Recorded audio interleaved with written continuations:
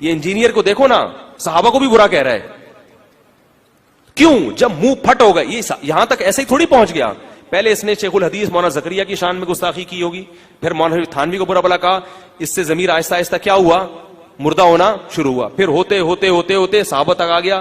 اور اس کی جو اولادیں ہوں گی, ابھی تو یہ صرف حضرت معاویہ کو برا بلا کہہ رہا ہے, اس کی اولادیں حضرت ابو بکر, حضرت عمر کو بھی برا بلا بولو بھائی کہیں گی, کیونکہ اس کے استاذ نے پیش گوئی کر دی تھی کہ یہ بہت بڑا فتنہ ہے. حافظ زبیر علی زئی جو ہے نا, اس کے استاذ تھے, جو اہل حدیث کے, وہ بھی ماشاءاللہ بہت بڑے فتنے تھے.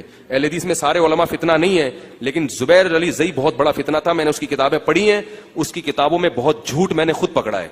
عربی عبارات کے ترجمے غلط کیے ہوئے اس نے, لیکن عوام کہتی ہے مدلل تحریر ہے. میرا ارادہ تھا میں اس کی کتابیں لے کر آیا, میں نے کہا میں ان کو پڑھتا ہوں, کوئی بات ملی تو پڑھوں گا ورنہ جواب لکھوں گا.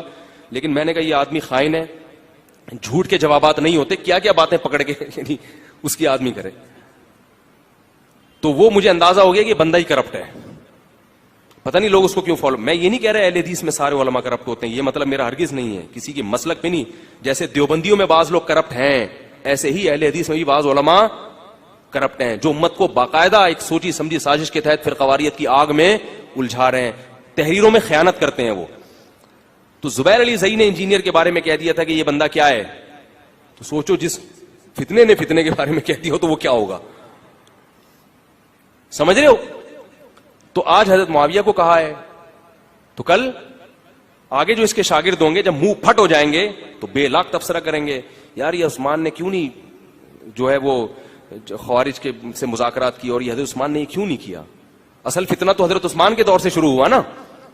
پھر ابو بکر پہ بھی اشکالات ہوں گے, یار وہ حضرت فاطمہ کی سنیں وراثت کھا گئے تھے, معاذ اللہ. تو یہ بدتمیزی والی صفت جو ہے نا آہستہ آہستہ کیا ہوتی ہے, پھیلتی ہے. تو آگے جو اس کے شاگرد ہوں گے وہ ان کی تحقیق اس سے بھی آگے ہوگی, پھر پیغمبروں پر بھی. اور ایسے لوگ میں نے دیکھا ہے جو اس طرح کی ٹریک پہ چلتے ہیں, قادیانی ہو جاتے ہیں, منکرین حدیث بن جاتے ہیں, اور کچھ بالکل کیا ہو جاتے ہیں, لا مذہب ہو جاتے ہیں. تو اپنے آپ کو ان فضولیات سے بولو بھائی بچا کے رکھو.